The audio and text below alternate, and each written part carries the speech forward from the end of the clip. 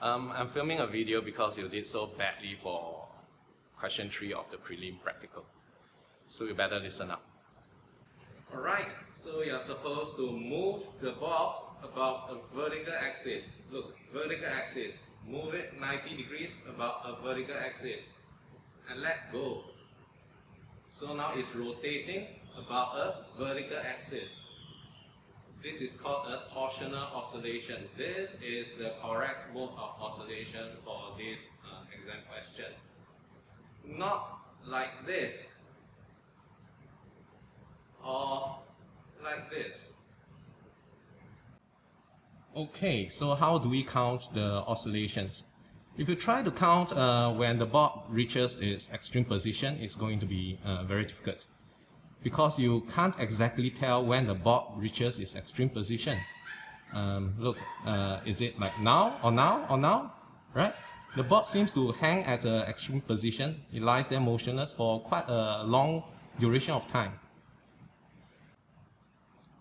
So the smart thing to do is to count when the bob reaches its equilibrium position, like now. Now. This is a much more precise instant in time. So for for oscillations with very long periods, it's especially crucial that we count at the equilibrium position rather than at the extreme position. Next, how many oscillations should we count? We count as many oscillations as it takes to give us a timing that's more than 10 seconds. So we go 0,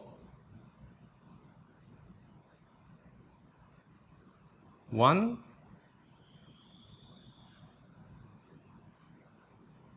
2. So actually 2 oscillations is already more than 10 seconds, but let's do 3, alright? 3.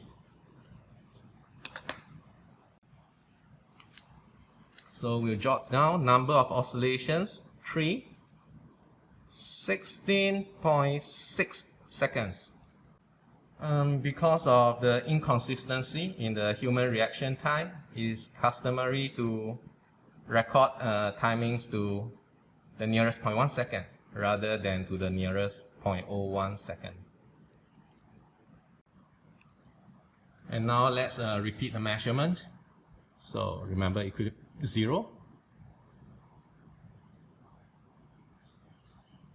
1,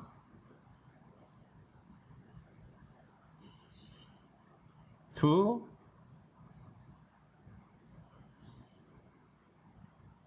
3. Ayo, I got 16.6 seconds again. Why am I so good? Never mind. Let me pretend that actually I got 16.7. A few things to note. You got to repeat the measurements, and you should use small letter t to represent the time measurement, because capital T is usually reserved for the period of oscillation. So raw timing, please use small letter t. So we are going to average these two numbers here, 16.6 plus 16.7, divide by 2. Now, that's the average of these two time measurements, which are for 3 oscillations. So to get 1 period, we divide by 3.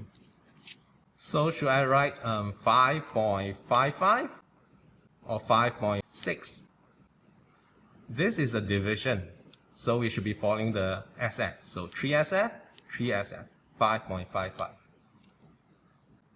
Now, we recommend that you do not show the column for the averaged value of T1 and T2.